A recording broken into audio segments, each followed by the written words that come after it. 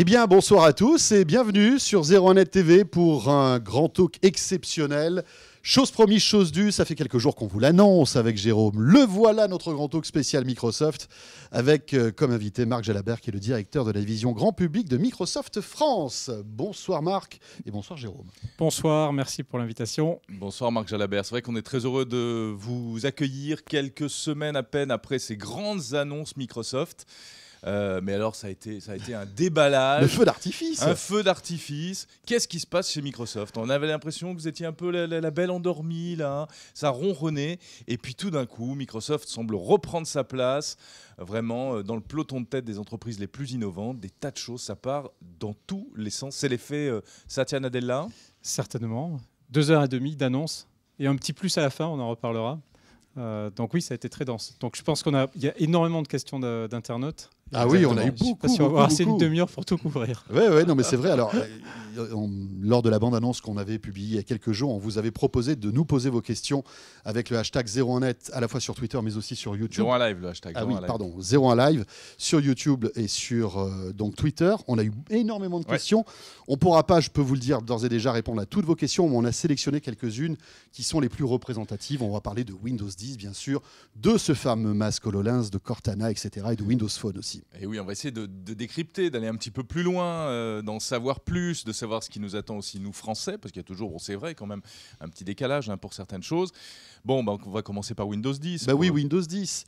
Bon, ça y est, on peut télécharger Windows 10, Marc Jalabert. Alors, ce n'est pas la version définitive, mais si on est un peu geek, etc., qu'on aime bien bidouiller avec son ordi, on peut installer Windows 10. Je peux le confirmer. D'ailleurs, je l'ai fait. De mon côté, ça fait plusieurs mois, on a eu des versions internes. Donc là, il y a 1,5 million d'utilisateurs, plus de 2,5 millions de machines qui sont déjà installées sous Windows 10. Si on est un peu aventureux, c'est un peu rock'n'roll des fois, mais moi, c'est ma machine professionnelle que j'utilise tous les jours. C'est quand même très stable. Bon, alors vous travaillez chez Microsoft, on peut l'imaginer. Oui, mais je peux appeler certaines personnes s'il y a des choses qui ne marchent pas. Mais bon, j'ai un seul PC à la maison, que ce soit un PC portable ou un PC bureau. Il vaut mieux pas, mais si on a un PC dont on dispose sur... Comme ça vaut le coup de regarder. Ouais. Surtout même un vieux PC, parce que finalement, Windows 10 n'est pas très gourmand, que ce soit en mémoire ou même en ressources processeurs, non? Non, d'après ce que j'ai cru comprendre. Oui, on améliore. Windows 7, c'était déjà le cas avec Windows 7. Donc, on dit toute machine Windows 7, Windows 8, Windows 8.1 sera mise à jour. Il faut voir après ce que chaque constructeur dit par rapport à ces modèles précis, mais il y a une très grande compatibilité. Donc oui, c'est pas un système qui si je change d'avis, je peux l'enlever Windows 10? Oui, on peut revenir à la version précédente. On peut être en double boot, on peut sauvegarder son environnement et revenir. Il faut penser à le faire.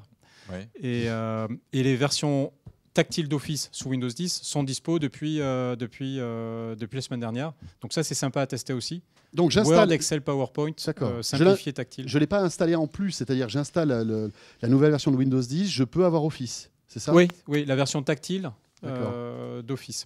Bon. Et par le store Windows 10. Et Windows 10, on l'installe via Windows Insider et on devient candidat et ensuite on l'installe par Windows Update. Voilà, il faut avoir un compte Microsoft. Hein. Alors ça peut être même une adresse mail Microsoft. Oui, et c'est gratuit. Et tout arrive par Windows Update, c'était une annonce très positive, puisqu'en fait, ça veut dire qu'à la sortie de Windows 10, pour les gens qui souhaiteront installer Windows 10, ça sera gratuit et on le fera de façon complètement simplifiée. D'accord. Bon, ça c'est une bonne nouvelle. Bon, alors le vrai, il sort quand et à quel prix? On ne dit pas encore. Le prix, on a annoncé le prix. C'est gratuit si on fait la mise à jour 12 mois après la sortie, jusqu'à 12 mois après la sortie. On aura 12 mois et on pourra le télécharger entièrement gratuitement. Ouais. Et ça sera gratuit. À condition d'avoir déjà un Windows. Voilà, 7, 8 ou 8.1. D'accord. Sur la sortie, on ne l'a pas dit. Oui, parce qu'on avait pas mal de questions, c'était un peu flou au début. Alors maintenant, c'est clair.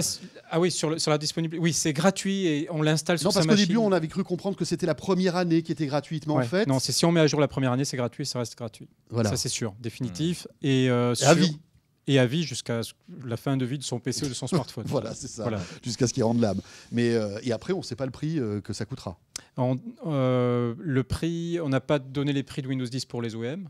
On n'a pas dit combien ça coûterait si on n'est sous XP ou sous Vista. Ça, on ne l'a pas encore dit. Et on n'a pas dit non plus, après 12 mois, combien coûterait la mise à jour. Bon, vraiment 90% des mises à jour, voire plus, sont faites dans la première année du lancement. Et on a dit que c'est Ouais, il sera 2015. jamais- il Donc sera ça, je jamais. peux vous confirmer que ça sera 2015. Plutôt tôt que tard, en fait, puisqu'on a un système qui est quand même très Oui, parce que très là, stable. on murmure la rentrée, l'automne, etc. On verra. Pour le back to school, comme on dit, ça ne pourrait arriver. Je ne peux rien dire. Ah oui, c'est ça le problème. Pourtant, on essaie de Mais torturer, mais on c'est n'y un des arrive systèmes pas. Hein. qui a été le plus testé en amont et sur lequel on a déjà beaucoup de Donc feedback. vous êtes déjà tranquille, c'est ça que vous voulez dire. Il est Non, stable, Il faut toujours être paranoïaque, mais on est rassuré par l'ampleur du programme de pré-test. Et Tiens. Windows Phone, enfin la partie Windows 10 pour téléphone, arrive incessamment sous peu également. Donc on va pouvoir aussi la télécharger, l'installer, la tester, si on le souhaite. Avant qu'on attaque les questions des internautes, j'ai une petite question. Il est où Windows 9 ? Pourquoi il n'y a pas eu de Windows 9 ? C'était un saut, La question c'était de monsieur un, tout le monde. C'est un une bonne saut question. quantique. Ouais. Voilà. Pourquoi ? Oh, l'excuse, c'est le saut quantique. Oui, absolument. On est passé de 8 à 10. D'accord. Ah ouais. Non, mais il y a une raison particulière ou pas? Bah, c'est une décision marketing, je pense, principalement. Hein. Mais vous n'avez pas la réponse. On vous a pas communiqué la réponse, en fait. Bah, Chez je crois Microsoft, qu'on a dit c'est un nom qui avait plus de portée, qui symbolisait peut-être plus et mieux l'importance de cette version de Windows, pour marquer qui est vraiment une rupture. version très importante. Et puisque c'est la réalisation, on a le même système d'exploitation à travers tous ces écrans. C'est pour mieux faire oublier Windows 8. Mais Windows 8, il est vache. Hein. On va oui, pas vous non, lâcher. mais- Windows 8 est apprécié des gens qui l'ont testé. Là, sur Windows 10, c'est vraiment séduire, convaincre un plus grand nombre d'utilisateurs encore de passer à Windows 10. Qu'on vienne de Windows 7, de Windows 10, ou qu'on vienne d'XP ou de Vista. Ah non, mais une fois qu'on s'était forcé, qu'on s'était fait violence pour l'utiliser, forcément, les choses passaient normalement. Et en général, on est très content. Si on a en plus un PC tactile, on est très content. Mais Windows 10 va s'adapter à vos usages. Vous n'aurez pas à vous adapter à Windows 10. Donc en fait, si on est en configuration, par exemple, un PC hybride qui est à la fois tablette et PC, quand vous aurez votre clavier, ça sera le mode plutôt classique. Hein, donc un Windows 7 avec un menu démarrer étendu. Donc ça, je sais que vous appréciez beaucoup ce menu démarrer étendu. Oui, le menu démarrer, c'est le dada de Je suis François. Julie et François, Non, Marc, complètement. vous êtes en train de dire que je suis le seul. Donc, Mais, chacun sa petite on est obsession. quand même. Ce quelques- menu quelques démarrer centaines de étendu millions. a Non, il y a été plus fait que toi, pour maintenant. François Sorel spécifiquement. Merci beaucoup, Menu Satya. démarrer pour toi. C'est Et, très sympa. dès Merci qu'on enlève beaucoup. le clavier, on a le mode tablette. Donc en fait, on a vraiment fluidifié Ouais, le ils passage sont dit, de l'un il y à a des l'autre. demeurés en France, ils leur font encore le truc à l'ancienne. Non, Enfin, non, C'est non, un mais- retour du menu démarrer, mais c'est un menu démarrer amélioré. Mais cela dit, On reconnaît Windows 7, mais on connaît aussi les vignettes des applications qu'on aura décidé d'installer. Et si on veut l'étendre complètement pour prendre tout l'écran, on peut le faire. Donc voilà, donc Et on c'est revient quand même à ce qu'on a découvert dans Windows 8 Voilà. dans ce cas-là. c'est Voilà, un on menu le voit là. démarrer vitaminé. Mhm. Mais cela dit, on voit en tout cas que vous écoutez les utilisateurs parce que ce menu démarrer, vous l'avez enlevé et puis vous vous êtes rendu compte qu'il fallait le remettre et vous l'avez remis. Donc Oui, c'est plutôt. bien sûr. c'est- Mais c'est- je pense c'est- qu'on est dans un monde où c'est d'abord c'est une évidence de dire que c'est super important d'être à l'écoute de ces utilisateurs et il faut être très réaliste, très pragmatique par rapport à ça. Et ce qui est super, c'est qu'on a vraiment cette capacité de feedback en temps réel et ça c'est vraiment toujours très positif. Ouais. Alors, on sent que c'est vraiment l'objectif, c'est d'uniformiser tous les écrans. Hein. Donc là, vous allez y arriver encore mieux que ce que vous pouviez le faire jusqu'à présent. Oui, c'est simplifié. Hein. Je sais utiliser Windows sur un écran, je ferai l'utiliser sur tous les autres écrans. C'est simplifier vraiment, rendre Windows très mobile aussi. Donc, dans mobilité, connectivité, c'est vraiment les deux piliers vraiment importants de la stratégie. Donc, le même Windows, la même expérience, quels que soient les écrans, et le cloud qui me permet de récupérer mes données, mon environnement personnel, quels que soient les écrans. Donc je suis toujours chez moi, c'est toujours mon environnement personnel, c'est toujours mes données, mes vidéos, mes photos, ma musique, mes paramètres, mes applications, et à travers tous les terminaux que je vais être à même d'utiliser.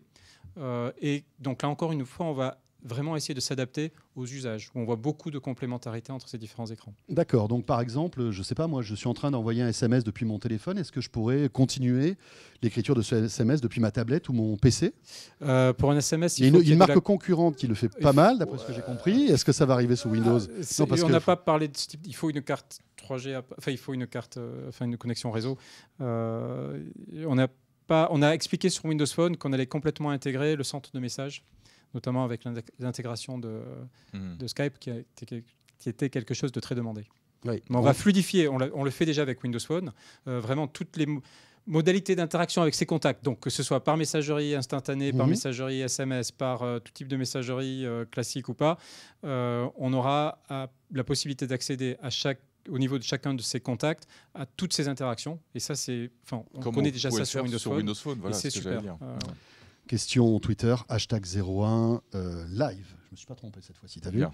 Axrev qui visiblement a été l'heureux acquéreur d'une tablette Surface sous processeur ARM, qui était donc ces tablettes sorties au tout début de Windows 8. Il y avait deux sortes de tablettes, on va dire, de PC. Il y avait la Surface Pro et la Surface tout court.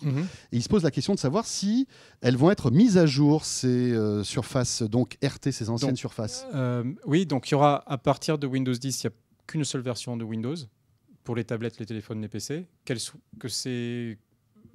Qu'on soit sur ARM, sous ARM ou sous Intel, c'est la même version de Windows. Donc les deux systèmes, on va les dire, grandes familles de processeurs. processeurs. Et donc il y aura une voie de mise à jour vers Windows 10 pour les Surface RT et Windows RT, avec des fonctionnalités limitées par rapport au Windows 10 complet. C'est ce qu'a dit Terry Myerson. On ne connaît pas encore les limitations. Donc là, il faut attendre un peu pour avoir des précisions supplémentaires. Quand vous dites le même Windows partout, ça veut dire également pour les développeurs la possibilité de développer une seule fois et que leurs applis soient dispo sur tous les écrans. Et un seul store. Donc pour les utilisateurs, c'est simplifier les usages et simplifier le passage d'un écran à l'autre et toujours retrouver son environnement. Pour les développeurs, j'ai créé une application une fois. Il faut que je prenne en compte dans mon application que je vais avoir des écrans de différentes tailles. Et on l'a vu dans les démos, on le voit dans les applications Office qui viennent de sortir. Vous le voyez peut-être sur l'écran, je vois que ça tourne à côté. Donc évidemment, si j'ai un plus grand écran, l'application va pouvoir utiliser cet écran. Mais c'est la même application. Donc je développe une fois pour les smartphones, les tablettes, les PC.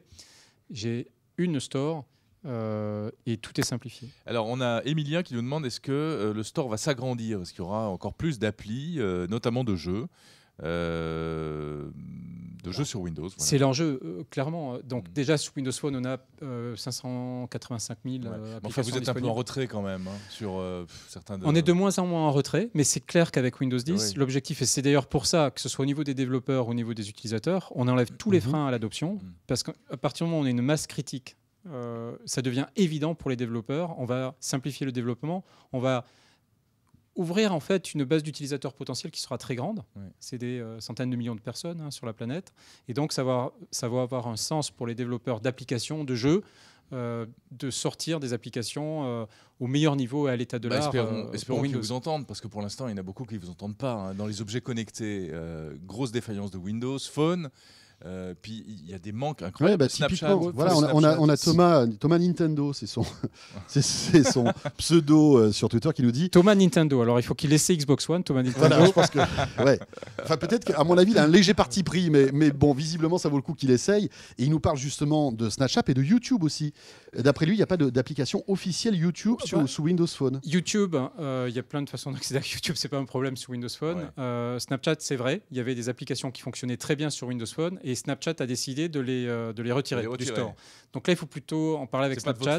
Mais Thomas Nintendo a raison, c'est un souci et j'espère que ça sera résolu. Vous y travaillez, comme on dit. Parce que c'est vrai qu'il est difficile d'imaginer un environnement mobile sans Snapchat. C'est important que les utilisateurs de Snapchat qui sont sous Windows Phone disent aussi à Snapchat que c'est important pour eux d'avoir l'application. D'autant qu'il n'y a pas de limite technique.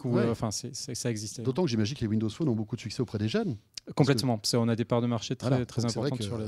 Si on n'a pas l'appli qui tue, en tout cas qui plaît. Donc espérons que c'est que momentané. Voilà, espérons-le. D'ailleurs, en France, ça marche bien quand même, Windows Phone. On a l'impression qu'on est un bon élève par rapport aux autres pays, alors que ce soit les États-Unis ou même les autres pays européens. La France est un pays qui est toujours surprenant. Il n'y a pas de retard du tout dans des usages. Il y a plutôt des segments d'utilisateurs, et dans le grand public y compris, pas que les entreprises, qui sont à la recherche d'innovation et qui vont aller très vite dans des innovations. Donc Windows Phone se porte super bien en France. On est au-delà des 10% de part de marché. Il y a des segments comme les 12-15 ans qui plébiscitent Windows Phone. Surface Pro 3, ça s'est super bien passé en France. On a vendu plus de Surface au total en France qu'en Angleterre ou qu'en Allemagne, ce qui est en général pas le cas. Donc voilà, donc on a la chance d'être dans un pays quand même qui est très sensible aux innovations et qui reconnaît quand même des innovations. C'est pas aussi que des stratégies de distribution. On sait que les opérateurs ont un rôle à jouer dans la distribution de téléphones. On peut imaginer que les distributeurs aussi ont bien joué leur rôle pour les fêtes de fin d'année en France. Oui, donc il y a eu un gros travail de fait avec des opérateurs sur Windows Phone, avec Fnac, Darty Boulanger sur Surface, mais il y a aussi quand même et avant tout une à la base une appétence en fait des clients qui sont à la recherche de. Donc ça c'est vraiment un plaisir en France de remarquer ces tendances. Alors, parmi les nouveautés de Windows 10, Cortana, la commande vocale. On peut parler à son smartphone, on pouvait déjà, bien entendu. Maintenant, Surtout si tu veux passer un coup de fil, ça peut servir. on se comprend. Ouais. Et maintenant, Cortana arrive sur l'ordinateur. À quoi ça va servir? Alors Cortana, l'histoire de Cortana, c'est une assistante personnelle, très personnelle, qui a aidé Master Chief à sauver Dans l'univers dans Halo. Bien sûr, oui. Donc il y a Elle toute avait une voix géniale. Voilà, C'est pour ça qu'elle est sur téléphone d'ailleurs. Elle a Halo. une vraie personnalité, de l'humour, enfin quelque chose qui est de temps en temps un peu décalé, mais on pense que c'est très important d'avoir un assistant personnel qui est de la personnalité. Et c'est une combinaison en fait entre la reconnaissance vocale en local et les capacités du cloud et de Bing notamment pour toujours apprendre et toujours améliorer. Donc Cortana est très intelligente, elle a pris des cours de français accélérés, elle parle français dans Windows Phone. Dans Windows 10, on va passer à la vitesse supérieure puisqu'on aura beaucoup plus d'utilisateurs de Cortana. Donc ça va être un gage de qualité et d'amélioration. Elle va apprendre grâce aux utilisateurs. Complètement. En fait. Ouais. Et alors, tiens, plus encore, Cortana, une question sur Twitter avec le hashtag 01live. Est-ce que Cortana arrivera sur Xbox? C'est une très très bonne question. On va parler d'Xbox. Tiens. C'est une très très bonne question. Merci de nous l'avoir posée. D'accord. Non, mais on peut imaginer On qu'elle pourrait considérer que c'est paradoxal. En fait. elle vient d'Halo. Surtout qu'en plus sur Xbox, on a Kinect, on parle à sa Xbox. Donc c'est une très bonne question. Mais pour l'instant, voilà. Mais pour l'instant, rien n'a été annoncé. Non. À ce niveau-là. Non, c'est une très bonne question. Merci, c'est pas moi, hein. C'est notre auditeur. Alors, on a beaucoup de questions aussi par rapport à Xbox et par rapport à l'arrivée de Windows 10 sur Xbox. Alors, qu'est-ce qui va se passer? Oui, parce que Windows 10 donc il y a eu des annonces vraiment majeures dans le domaine du jeu vidéo. Alors sur PC, sur console. On a expliqué ce qu'était DirectX 12, donc là c'est un peu technique, mais c'est les API, les interfaces de programmation qui permettent d'écrire des jeux sous Windows et qui amènent pas mal de nouvelles capacités, notamment plus de puissance avec de l'économie, donc en situation de mobilité, c'est intéressant.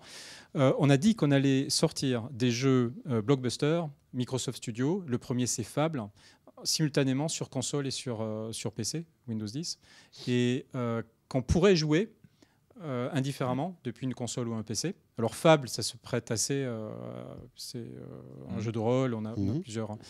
mais ça ne sera pas le dernier des jeux Microsoft Studio à sortir simultanément. Donc ça ouvre un catalogue de jeux super intéressant sur la partie Windows 10 PC. Xbox Live qui arrive sur Windows 10. On va pouvoir vraiment partager des séquences de jeux PC avec ses amis sur Xbox Live. Mais typiquement, je peux commencer une partie sur Xbox One, la poursuivre, parce que Jérôme regarde la télé sur ma tablette ou sur mon smartphone. Ça, on pourra le faire. Au cas où on habitera ensemble, hein, voilà. ce qui n'est pas le cas. Ouais, non, c'était pour pousser le scénario à son maximum, tu l'as compris. Vous l'avez compris, Marc. Il y a du streaming, donc c'est prévu pour vous. Donc on pourra streamer depuis sa console un jeu vers une tablette ou un PC chez soi. Donc il faut un réseau local qui soit un peu costaud. Ouais, qui soit un peu musclé quand même, hein, parce que dès que ça commence à... il faut être collé à la box en fait. Ouais. Non mais quand on est là, quand on regardait sur les forums les questions, on a parlé de 1080p 60 frames par seconde, donc il n'y aura pas de dégradation dans la qualité. Mais il faut avoir une bonne connexion. Beaucoup d'annonces et une compatibilité de plus en plus grande des applications Xbox One avec Windows 10. Donc dans les deux sens, je pense que les deux mondes vont s'enrichir. Le monde du jeu PC, tablette et le monde du jeu console. Mais est-ce qu'on aura encore besoin d'une console finalement demain ?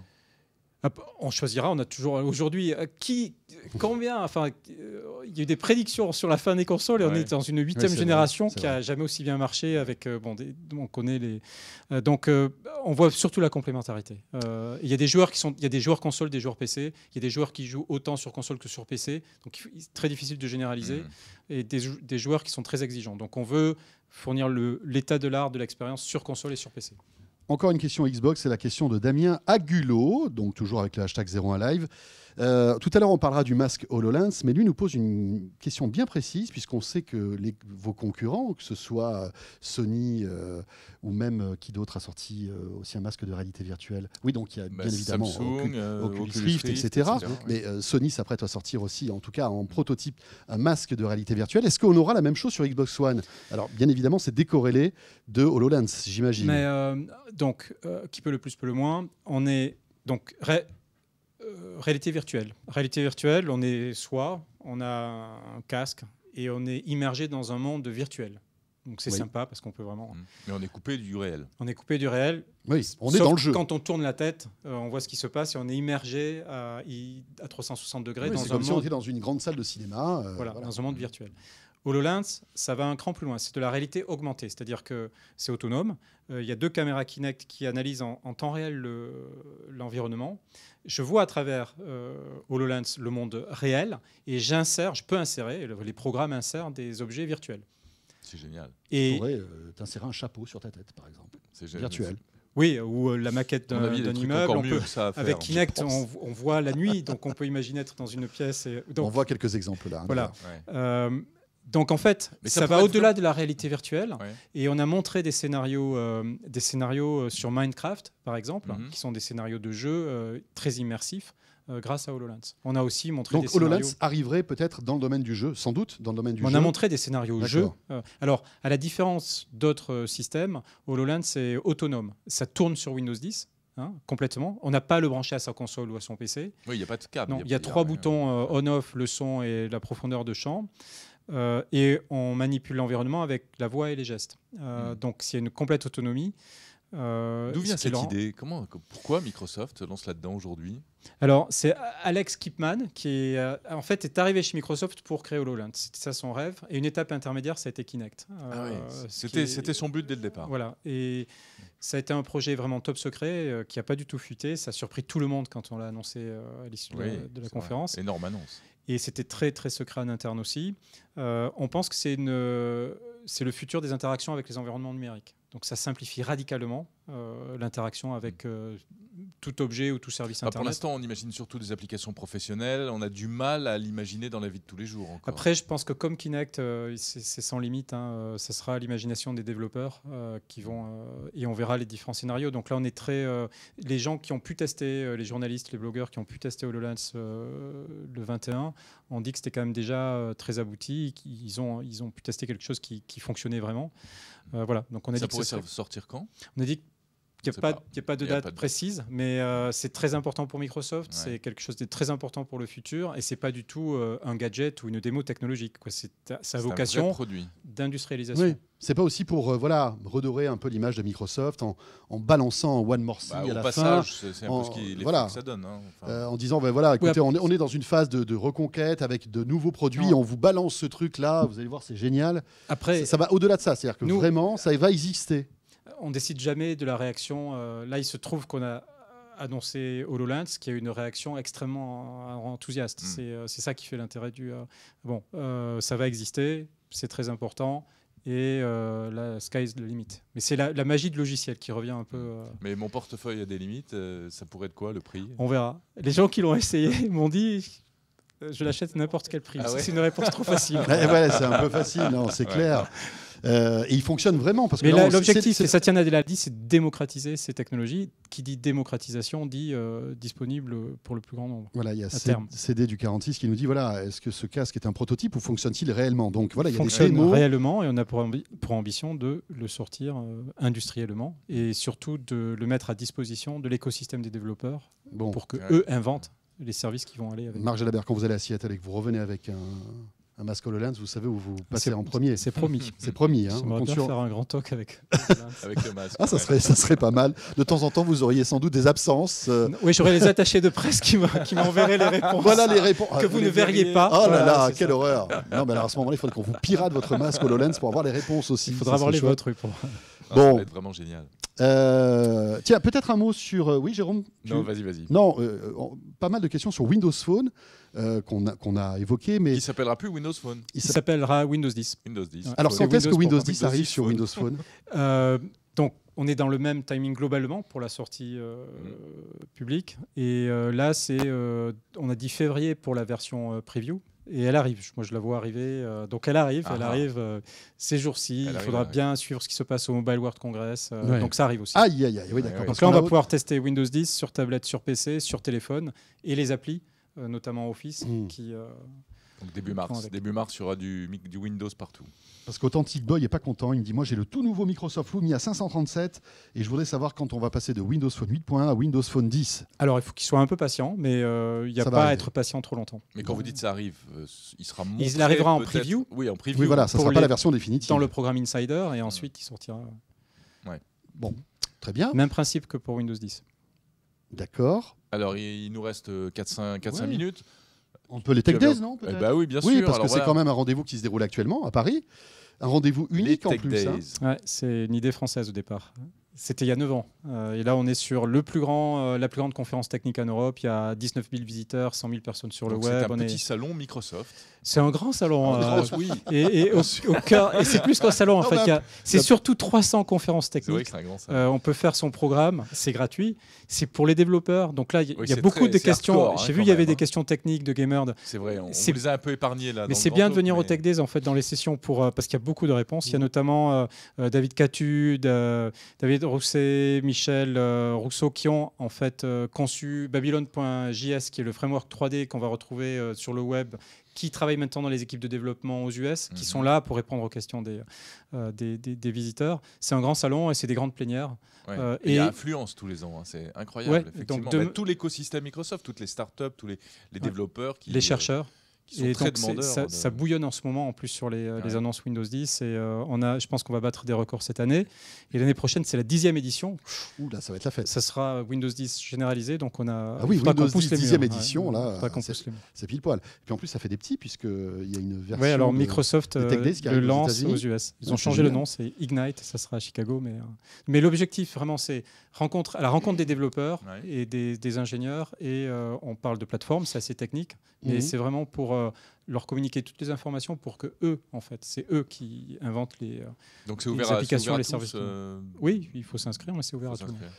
Marc Jalabert, un mot quand même sur le hardware. Vous faites des consoles de jeux, vous faites des PC portables, tablettes avec les Surface Pro, ouais. Vous allez sortir donc un masque de réalité virtuelle. Des Et- bracelets d'activité. Ah ben voilà, j'allais y venir. Le Smart Band, Bah oui. donc que vous nous aviez montré il y a quelques Qu'on a semaines de aperçu. soi. Vous avez, Voilà. Ouais, J'allais dire sous le testé, manteau, mais plutôt sous le poignet, Ouais, hein, ouais. finalement. Mais on peut pas l'intégration de l'acheter. Cortana. Oui. Voilà. On pouvait l'acheter aux US pendant le CES, il y en avait. Alors, il paraît qu'il y en a même plus aux US, ils sont en rupture. C'était en rupture. Oui. Et puis en France, il n'est pas commercialisé. Voilà, et c'est la question de Wilfried, justement sur Twitter, qui nous dit est-ce qu'on va voir arriver ce Donc c'est bracelet le connecté bracelet d'activité ultime avec 10 capteurs, enfin on va pas rentrer dans le, mais vraiment Oui, très il très fait papa, sophistiqué, maman. qui est très ouvert sur toutes les plateformes puisqu'il y a des applications iOS, Android et Windows, et ça c'est nouveau. Ça, c'est rigolo, donc ça. on n'a pas à se Ouais. poser la question de son smartphone. Et Il marche j'espère. aussi bien avec les trois systèmes. Il n'y a Ah pas oui. plus de fonctionnalités avec non, Windows non, Phone. Non, c'est le nouveau Microsoft Pas ne se mal. pose pas trop de questions. On a vu les applications Office Ouais, sur ouais, iOS, c'est Outlook sur iOS et sur Android. Donc il doit pas y avoir on ne doit pas créer de tensions inutiles. Et Oui, donc on c'est- espère pouvoir le distribuer rapidement en Et France. Mais j'ai il pas coûte plus combien de aux États-Unis 199 $. 199 $. Mais vous ne savez pas s'il va être, s'il va arriver chez nous. J'espère qu'on pourra en parler. Ouh là là, quand il a ce petit regard comme ça, Ouais. Marc Jalabert, Non, moi, je mais commence à le évidemment, connaître. on a envie de. Donc on est en train de réfléchir à la commercialisation, mais c'est trop tôt pour annoncer quoi que ce soit. Bon, très bien. Bah, on va voir, on verra dans les semaines qui viennent. Ah, c'est vrai qu'il fera papa-maman, je le disais, parce que c'est à la fois un bracelet connecté, mais il a aussi un côté montre connectée, notification d'appel, Cortana, vous Ouais. le disiez. Ce qui est intéressant, c'est les notifications. un En petit fait, c'est écran. pas- voilà, c'est 2 jours d'autonomie, très Ouais. vite. On le Mais charge. très vite. malgré tout, c'est un peu risqué, non, de lancer ces bracelets parce que tout le monde sort des bracelets. Vous ne serez pas les premiers là-dessus, sur ce segment-là. Combien de bracelets, on le voit avec Jérôme, Ouais, oui, c'est terminent sûr. dans des tiroirs? sûr. Est-ce que c'est pas simplement Un voilà, effet de un mode. gadget, Donc- une mode? Il faut avoir son bracelet connecté qu'on garde 2 mois et qu'on met après Donc, dans le il tiroir. y a plusieurs éléments dans la réponse. Le premier élément, c'est que pour innover aujourd'hui, on doit avoir de l'innovation au niveau du matériel et du logiciel. C'est ce qu'on fait avec Surface Pro 3, c'est ce qu'on fait avec Xbox One, c'est ce qu'on fait avec HoloLens. Et on a besoin aussi sur l'Internet des objets d'avoir cette approche. Ensuite, donc ça sera sophistiqué, mais la dimension service est aussi, voire plus importante. J'ai beaucoup de données, je dois en sortir des informations, je dois appliquer des statistiques sur ces données, et cette dimension service nous intéresse énormément. Et ça doit être ouvert. Aujourd'hui, on a ces objets connectés, mais qui sont complètement disconnectés ou déconnectés, parce que c'est des îlots. Il n'y a pas de partage, il n'y a pas d'interopérabilité. On pense que le futur, c'est une plateforme cloud qui permette à tous ces objets de mieux communiquer. On en a besoin. Moi, en tant que sportif du dimanche, j'aurais besoin aujourd'hui de connecter plein d'objets à travers le cloud. Et c'est ce qu'on essaiera de rendre possible. C'est un peu aussi le luxe que peut s'offrir un challenger, de dire moi je suis ouvert à toutes les plateformes. Sur ces marchés, on est quand même au tout début, vraiment. On parlait donc de hardware avec la Xbox, le bracelet, la Surface Pro, le masque HoloLens et la Surface Hub aussi. Absolument. Cette télé qu'on avait découverte justement bien lors de soir de la keynote. La question de Sumbunu, est-ce qu'on peut s'attendre bientôt à une future TV avec Surface Hub, une télé Microsoft? Une télé Microsoft. Mais donc on a de la suite dans les idées avec Surface Hub quand même, parce que rappelons ce que c'est pour tous ceux qui ne l'auraient pas vu. C'est un écran de 84 pouces qui a des caméras qui permet de détecter ce qui se passe autour, qui est complètement tactile et qui est principalement destiné aujourd'hui à faciliter la collaboration dans des comités de direction, dans des salles de réunion, donc plutôt en environnement entreprise. On peut imaginer des utilisations grand public. Il faudra pouvoir se l'acheter. La télé du futur, on l'a déjà avec Xbox One. Enfin, moi, j'ai la chance d'avoir de la fibre à la maison. Je regarde plus la télé qu'à travers les applications sous Xbox One. Tout fonctionne vraiment super bien. C'est des niveaux d'encodage qui permettent d'avoir une qualité de télé très forte. Sur ce type d'écran, on est plutôt à distance. Le tactile est peut-être moins important. Ce qui est fondamental, la reconnaissance vocale. Donc c'est plutôt des usages pro, en fait, ce Surface Hub. Au départ, c'est absolument des C'était une démo technologique ou ça va être commercialisé? Ah non, donc on a fait l'acquisition d'une société qui s'appelait Perspective Pixel. Donc on s'est industrialisé et ça sera disponible très, très rapidement. Bon, on peut imaginer d'autres... comme ça, gadgets high-tech. On a une question d'un auditeur qui dit quels sont les secrets de Microsoft que Marc Jalabert pourrait nous donner là? On va terminer là-dessus. Voilà, c'est une très bonne question. Merci de l'avoir donné. Je savais qu'elle allait vous faire plaisir, celle-là. Je vois quand même des choses plutôt intéressantes, voire très intéressantes dans les cartons. Donc il faut rester bien sur l'actualité. Venir au Tech Days pour comprendre un peu comment ça fonctionne techniquement. Donc il y a des cartons. Il y a des cartons, il y a plein d'idées. Bon, très bien. Merci beaucoup, Marc Jalabert. Merci encore à vous. Merci d'avoir été avec nous. Merci beaucoup. Et merci aux internautes. Et désolé de ne pas avoir pu répondre à toutes les questions. Oui, parce qu'on le disait tout à l'heure, vous avez été plusieurs centaines à nous laisser énormément de questions. On a essayé d'être un petit peu objectif et homogène avec toutes les questions que vous avez pu nous poser via YouTube. Vous avez été très nombreux à nous laisser des questions sur YouTube et puis avec le hashtag 01 Live. Marc Jalabert, merci beaucoup. Rappelons que vous êtes le directeur général de la division grand public de Microsoft France. Et on se retrouve très vite. Jérôme, on sera là jeudi soir pour un 01 Live hebdo, bien sûr. Bien sûr, comme tous les jeudis soirs pour débriefer l'actu high-tech. À très vite. Bonne soirée. Salut à tous.